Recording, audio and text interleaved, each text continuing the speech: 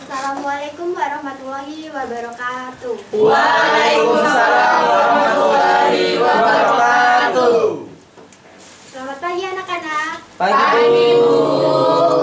Gimana nih kabarnya hari ini? Alhamdulillah baik. Luar biasa Allah. Oke, sebelum kita memulai materi yang akan kita pelajari hari ini, sebaiknya kita berdoa ya. Terlebih dahulu. Baik, sebelumnya berdoa dimulai. Berdoa selesai. Oke.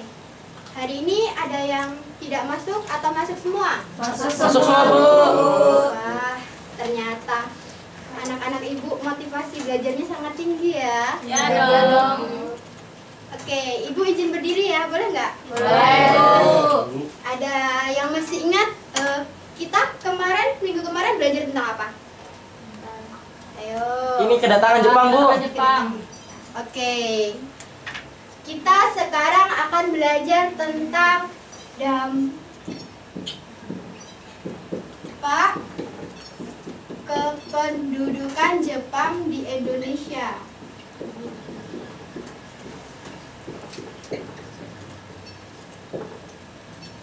Baik, kita belajar dampak kependudukan Jepang itu untuk mengetahui apa sih dampaknya mereka datang ke Indonesia.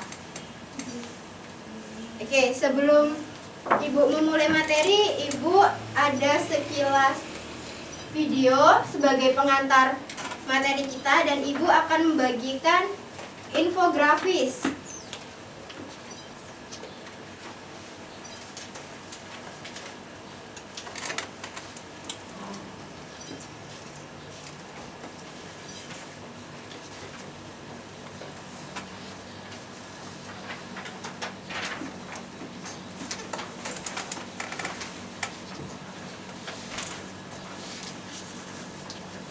Ibu, iya, sama-sama.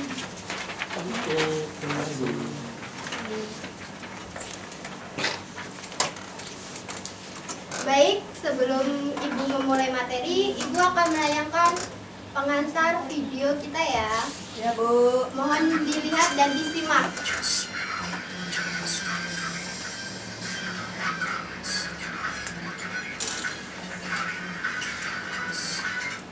Sejarah pendudukan Jepang di Indonesia dimulai pada 1942 dan berlangsung selama kurang lebih 39 tahun hingga proklamasi kemerdekaan Republik Indonesia dinyatakan pada tanggal 17 Agustus 1945. Lantas, apa saja dampak penjajahan Jepang di Indonesia dalam berbagai bidang, mulai dari sosial, ekonomi, budaya, militer hingga pendidikan. Masa pendudukan Jepang, komunikasi antar pulau atau luar negeri mengalami kesulitan, hal ini disebabkan kerajaan Jepang yang berwenang mengendalikan saluran komunikasi. Selain masalah sosial berupa komunikasi, dampak sosial juga terjadi ketika orang-orang Indonesia mengalami tindakan semena-mena dari Jepang seperti penahanan, penyiksaan, menjadi korban salah tangkap dan lainnya.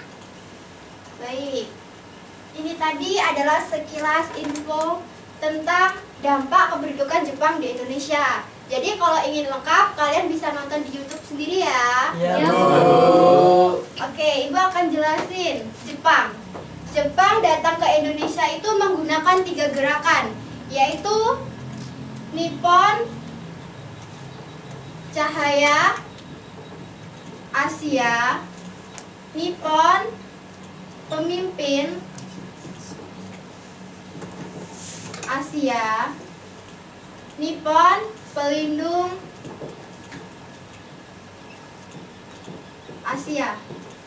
Jadi, Jepang itu datang ke Indonesia dan dapat diterima baik oleh negara Indonesia atau masyarakat Indonesia karena Jepang menggunakan 3 gerakan ini.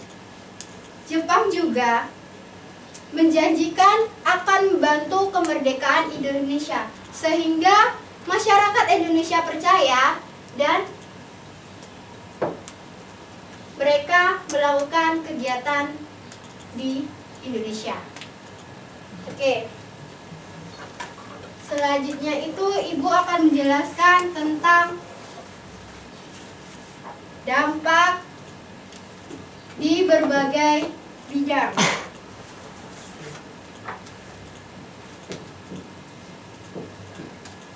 Tolong diperhatikan dulu ya anak-anak papan tulisnya. Ya, Bu.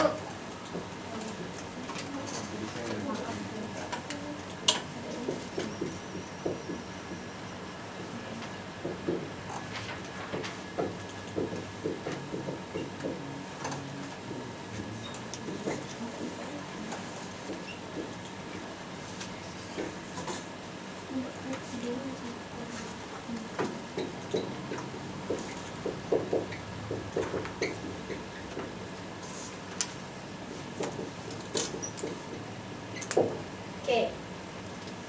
Dampak kependudukan Jepang di Indonesia. Yang pertama itu di bidang ekonomi. Di bidang ekonomi, mereka membuat bank, di mana bank itu digunakan untuk kepentingan bersama. Kedua, mereka mengeksploitasi sumber daya alam manusia dan sumber daya alam di Indonesia. Ketiga, mereka menggunakan sistem lean system. Mereka juga menerapkan sistem autarki. Dan dampak yang buruk adalah terjadinya inflasi dan krisis ekonomi. Dan yang selanjutnya itu di politik.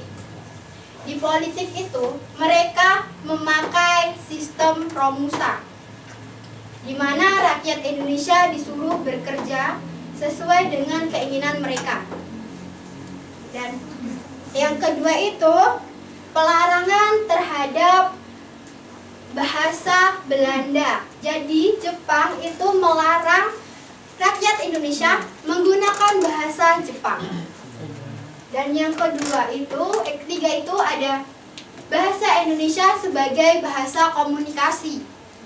Dan yang keempat itu adanya pembentukan panitia kemerdekaan Indonesia, yaitu PPKI dan BPUPKI. Dan yang selanjutnya itu ada lagi mereka juga memberikan kesempatan rakyat Indonesia untuk bergabung di pemerintahan atau politik Jepang. Dan yang selanjutnya itu ada di sosial. Di sosial itu adanya perubahan nama dari tumbuhan dan pemerintahan. Terus adanya penghapusan organisasi Belanda yang masih ada di Indonesia dan diganti dengan organisasi-organisasi Jepang. Yang selanjutnya itu dibentuknya pemerintahan pusat dan pemerintahan daerah. Yang selanjutnya itu ada budaya. Di budaya itu kita bisa melihat dari lagu, dari film, dari yang mereka gunakan untuk propaganda Jepang. Terus mereka itu juga menerapkan Seikere, di mana Seikere itu adalah gerakan setiap pagi di mana rakyat Indonesia harus membungkuk setengah badan menghadap matahari untuk menghormati dewanya Jepang. Terus ada lagi di mana mereka diberikan suatu gerakan, yaitu olahraga itu bernama Taiso. Dan yang selanjutnya itu di pendidikan. Di pendidikan itu pada masa pemerintahan Jepang, pendidikan di Indonesia itu sangat pesat, di mana semua rakyat Indonesia boleh belajar dan bebas belajar bersama orang-orang Jepang. Dan yang selanjutnya itu adanya bahasa Indonesia itu dibagi sebagai sebuah bahasa perantara. Dan pada masa itu sekolah di Indonesia boleh diberi nama Indonesia. Dan yang terakhir itu ada militer. Di mana militer ini bangsa Indonesia atau rakyat Indonesia belajar tentang bagaimana itu perang, bagaimana itu menggunakan senjata modern, dan bagaimana itu taktik untuk melawan penjajah. Baik, ini adalah materi yang Ibu dapat sampaikan. Apakah anak-anak ada yang ingin bertanya? Cukup, Bu. Oke. Karena kalian sudah bilang cukup, Ibu akan menguji kalian dengan kelompokan. Bagi 2 kelompok ya. Iya, Bu. Ini kelompok 1. Kelompoknya gimana, Bu? Anggotanya? Anggotanya gini aja nggak apa-apa. Iya. Nggak apa-apa kan? Kalian ikhlas kan? Kelas. Ibu beri waktu 2 menit. Ini kelompok 1 dan ini kelompok 2 ya. Ya, Bu. Ayo Nilam, ikut kelompok. Telepati.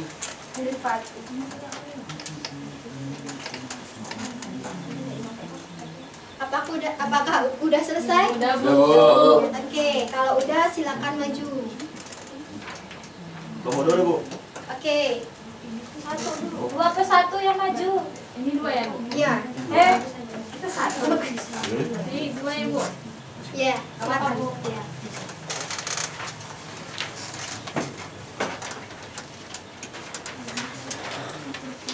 Kami dari kelompok 2. Pertanyaannya adalah bagaimana menurut pendapat kelompok kalian kondisi Indonesia selama dalam pendudukan Jepang? Kondisi Indonesia sangat buruk karena penjajahan Jepang lebih keras dibandingkan penjajahan Belanda. Ribuan bahkan jutaan orang mati saat mereka menjadi Romusa. Contohnya saja pembangunan jalur kereta api Pekanbaru, Muara Sinunjung. Rata-rata para Romusa mati di sana hanya sedikit Romusa yang bisa melarikan diri, Bu. Oke, beri tepuk tangan. Oke, selanjutnya kelompok 1. Mana nih kelompok 1? Izin menyampaikan hasil diskusi yang dimana kita mendiskusikan mengenai dampak kependudukan Jepang di Indonesia setelah melakukan kegiatan diskusi dengan kelompok seperti ini dapat menunjukkan dampak kependudukan Jepang di Indonesia. Jadi menurut kami kelompok 1 itu ada 6 dampak seperti bidang politik, sosial, ekonomi, budaya, pendidikan, dan militer, Bu. Mungkin itu, Bu, salah satu dampaknya. Beri tepuk tangan untuk kalian. Oke, selanjutnya Ibu mempunyai kuis nih. Kuisnya rebutan nih. Ada 3 pertanyaan. Hayo. Nanti siapa yang bisa jawab, Ibu kasih reward. Oke. Pertanyaan pertama, siapa yang tahu apa itu pengertian Romusa? Saya, Bu. Oke, nah selfie dulu. Romusa adalah suatu jenis pekerjaan paksa yang dibekali langsung di duta militer Jepang pada masa kolonisasi, Bu. Oke, benar.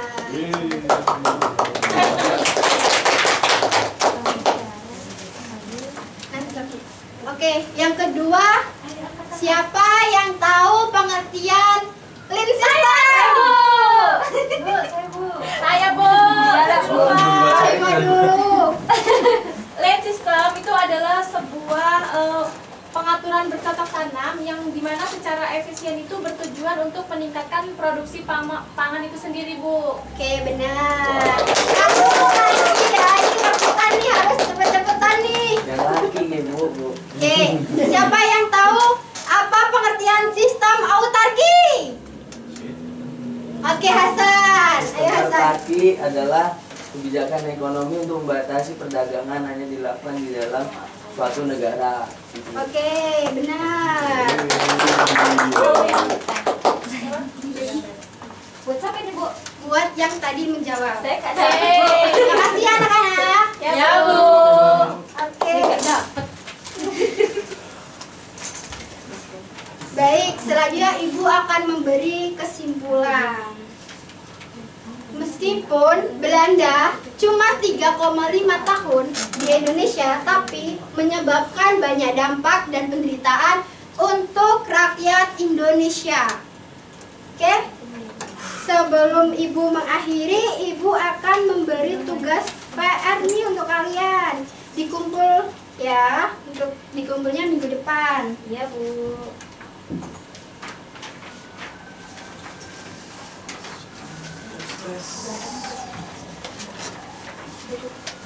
Oke, Ibu tutup pelajaran hari ini.